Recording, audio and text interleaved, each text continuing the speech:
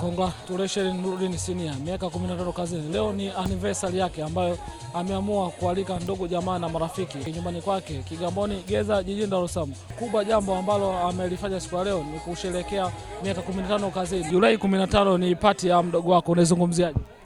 Mimi nazungumza kwanza ni jambo la kumshukuru Mwenyezi Mungu mpaka hapa alipofikia, na yeye ameweza kujitambua kwamba alikotoka na mpaka sasa alipo. Kwa hiyo ni jambo zuri amelifanya kwa ajili ya kumshukuru Mwenyezi Mungu, na pili kwa kuonyesha ushirikiano wake baina yeye na viongozi wake kazini kwake. Maana kama ilikuwa tofauti nafikiri hata hii miaka 15 asingemaliza, lakini kutokana na ushirikiano wake yeye na management nzima ya TANESCO kwamba iko nao vizuri, na ndio maana mpaka leo amefikia mahala hapa.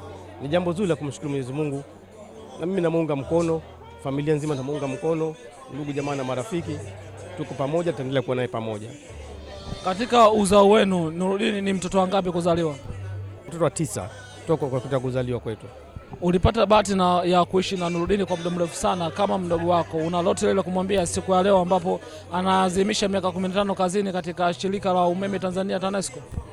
Mimi ninachomshauri tu kwa siku zote hawezi kuelewa, kwa sababu anasema teamwork ndio yenye mafanikio. Kwa hiyo yeye aendelee kushirikiana na wenzake kwa utendaji mzuri, kushirikiana kwa kila kupeana, kushauriana katika kazi.